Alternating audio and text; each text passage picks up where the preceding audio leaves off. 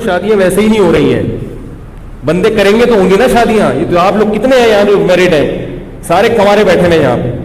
جب کرو گے ہی نہیں, عمریں نکلیں گی تو الٹے لٹک کے وظیفے پڑھو, سیدھے لٹک کے وظیفے پڑھو, کچھ بھی کرو, ہوگی نہیں. ابے بھائی روٹی کھاؤ گے نہیں تو پیٹ میں جائے گی, وہ جو مرضی کرو. جب مردوں نے نکاح کرنا ہی چھوڑ دیا ہے, 40 سال کی عمر میں تم نکاح کرو گے تو لڑکیوں کی شادی کہاں سے ہوگی؟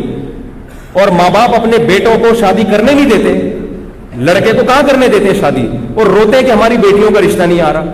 تو بھائی اس لیے نہیں آ رہا کہ دوسرے کے باپ بھی اپنے بیٹے کو شادی نہیں کرنے دے رہا. ایک چھوٹی سی بات کہہ دوں, وہ موضوع آیا ہے تو چھوٹی سی, پھر میں اصل موضوع کو بس سمیٹتا ہوں, آپ ذرا گچی پکڑ کے رکھیں اس کی. آج کسی کا فون آیا کہ وہ ہماری کوئی خاتون تھی, وہ بیوہ ہو گئی تھی, یہ ہو گیا تھا, فلانا ہو گیا تھا, اب بڑی مشکل سے ان کا ایک جگہ رشتہ طے ہو گیا ہے, 1 سال کے بعد شادی ہے. تو میں نے کہا 1 سال کے بعد کیوں ہے؟ کہہ رہے ہیں وہ لڑکا کہہ رہا ہے کہ میں پہلے اپنے پاؤں پہ کھڑا ہو جاؤں.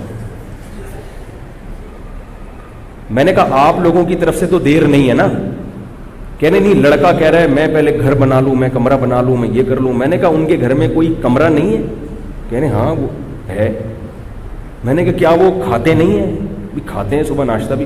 تو میں نے کہا اگر آپ لوگوں کی طرف سے یہ شرط ہوتی نا کہ نہیں ہم اپنی بہن کو یا بیٹی کو اس حالت میں نہیں بھیجیں گے, اس کے لیے پہلے ڈیفینس میں بنگلہ بھائی ہر ایک کا اپنا ایک معیار ہوتا ہے نا لڑکی والوں کا, تو سمجھ میں آتا ہے کہ بھئی آپ اس کنڈیشن میں بھیجنے پر آمادہ نہیں ہو. اگر آپ آمادہ ہو اور سامنے والا آمادہ نہیں ہے, وہ بہت بڑا بیوقوف ہے. وہ کہنا تو بہت بیوقوف بہت ہلکا لفظ ہے اس کے لیے, لیکن کیا کریں بھئی, تقدس بھی تو ہے نا کوئی مسجد کا, اور اسی پہ کلپ آ جائے گا. تو پاگل ہے بھائی. جب مرد کو عورت کی ضرورت زیادہ ہوتی ہے, میں نے کہا 1 سال وہ بندہ بیوی کے بغیر, عورت کے بغیر گزارا کیسے کرے گا؟ ہماری سمجھ میں نہیں آتا بھائی. اس ماحول میں جب تمہیں لڑکی خود اپنے حقوق سے دستبردار ہو رہی ہے, وہ کہہ رہی ہے کہ بھائی میں اسی روکھی سوکھی میں تمہارے ساتھ گزارا کر لوں گی, تو لے آؤ یار, فوراً لے آؤ جا کے. بولو بھائی ٹھیک ہے, اور کیا چاہیے, گھر بھی بنتا رہے گا, تنخواہ بھی ہوتی رہے گی. یا تو وہ راضی نہ ہوتی نا. تو میں نے ان کو فون پہ کہا, میں نے کہا اللہ کا بہت بڑا فضل ہو گیا کہ اللہ نے مجھے مولوی بنا دیا, ورنہ میں بھی ایسا مکھنچو ہوتا. معاشرہ تو ایسے ہی لوگ پیدا کر رہا ہے.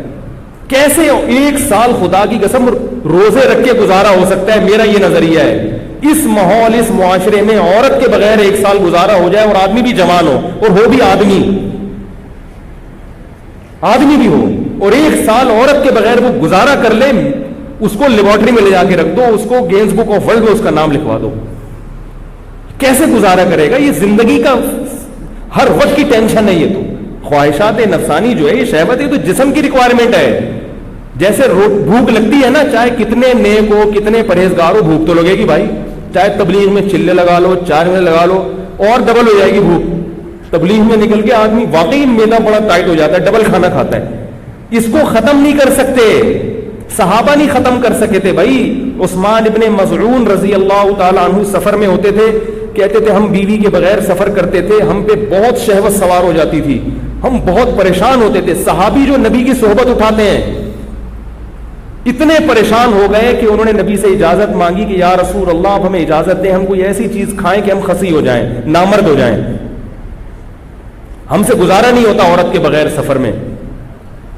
تو آپ صلی اللہ علیہ وسلم نے فرمایا کہ نہیں, تمہیں خسی ہونے کی اجازت نہیں ہے. کیا فرمایا؟ تزوجوا الودود الولود فانی مباہی بکم الامم. فرمایا نکاح کرو. نکاح کیا مطلب؟ سفر میں کر لو کسی سے نکاح. یہ نہیں کہ ابھی جائیں گے تو پھر اس 6 مہینے استخارے نکالیں گے, پھر لڑکی والے آئیں گے تو پھر لڑکے والے جائیں گے. اتنا ٹائم نہیں ہے بھائی, اتنا ٹائم نہیں ہے. سفر میں گئے ہو, کوئی رشتہ میسر ہے, شادی کرو. گھر میں فون کر کے ابا کو بتا دو, ہو گئی ہے, ہو گئی. صحابہ کا ایسا ہی ہوتا تھا, ابا ہو گئی. آج پتہ نہیں کیا عذاب بنا لیا اللہ کے بندو. 1 سال کیسے گزارا کرتے ہو, خدا کی قسم میری سمجھ میں نہیں آتی. یا تو کوئی بہت نیک ہے, اتنا نیٹ کلین پاک صاف ہے, ایسا ہے تو مجھے بتاؤ, میں اس سے اصلاحی تعلق قائم کرنا چاہتا ہوں بھائی. ہمیں تو ایسے لوگ چاہیے, بیوی کے بغیر بھی رہیں 1 سال اور جوان بھی ہوں, اور پھر بھی گناہ کا ان کے دل میں خیال نہ آئے, اور ایسے پاک صاف زندگی. یا تو وہ کچھ اور مخلوق ہے, کسی اور جنس کا آدمی ہے, یا وہ بہت نیک ہے. میں اس سے بیعت ہونا چاہتا ہوں, میں بیعت ہونا چاہتا ہوں. بھائی ہم بھی اسی معاشرے کے انسان ہیں, تو کیسے پاگل پنا ہے کہ میرا بھی کمرہ، بھائی تمہیں جب کوئی نعمت مل رہی ہے، یہ ایسے ہی ہے جیسے روٹی سامنے رکھی ہوئی ہے آپ کے، روٹی کہہ رہی ہے کہ مجھے کھا لو، اور آپ کو بھوک بھی لگ رہی ہے، اور آپ کو نہیں میں نہیں کھا رہا، میں پہلے ڈیفینس میں ایک بنگلہ بناؤں گا، اس کی چھت پہ ایک ہوٹل بناؤں گا، وہاں بیٹھ کے کھاؤں گا. تو آپ اپنا ہی نقصان کر رہے ہو نا. جو 1 سال آپ کو صبر کرنا پڑے گا یہ خود اپنے لیے ٹینشن ہے. اور یہ بات یاد رکھو، یہ حیا کے خلاف ہے، مگر ایک سائنسی حقیقت ہے، اس لیے بتا رہا ہوں میں کہ نکاح میں جتنی تاخیر کرو گے نا سیکچول پاور اتنی کم ہوتی چلی جائے گی، کیونکہ انسان کی جو قوت استعمال نہیں ہوتی وہ قوت آہستہ آہستہ کم ہو جاتی، فارغ ہوتے چلے جاؤ گے. یہ میڈیکلی آپ کو جسمانی نقصان ہوتا ہے، کیونکہ جو قوت آپ کی استعمال نہیں ہو رہی نیچرل طریقے سے، گناہوں میں نہیں، حلال اور نیچرل جو طریقہ ہے، اگر نہیں ہوگی تو آہستہ آہستہ آپ کی جسم اس معاملے میں کمزور، اوپر سے بڑے ہٹے کٹے ہو گئے، باڈی بلڈر بنا ہوا ہے، کٹس دکھا رہا ہے لوگوں کو، لیکن اندر سے کیا ہو جائے گا، مردانہ قوت اس میں آہستہ آہستہ ختم ہو جائے گی، کیونکہ جو قوت استعمال نہیں ہو رہی تو وہ قوت ختم ہو جاتی ہے. آپ چلنا چھوڑ دو تو آپ کی ٹانگیں مفلوج ہو جائیں گی کہ نہیں ہو جائیں گی؟ کیونکہ ٹانگوں کا کام ہے چلنا، اگر آپ نے ٹانگوں سے چلنے کا کام نہیں لیا تو ٹانگیں کیا ہو جائیں گی؟ سننا چھوڑ دو گے تو سماعت ختم ہو جائے گی، دیکھنا چھوڑ دو گے بصارت ختم ہو جائے گی. تو اسی طرح اللہ نے جو انسان میں ایک ڈیزائرز رکھی ہیں، اگر یہ استعمال نہیں ہوں گی تو آہستہ آہستہ کمزور ہوتے چلے جاؤ.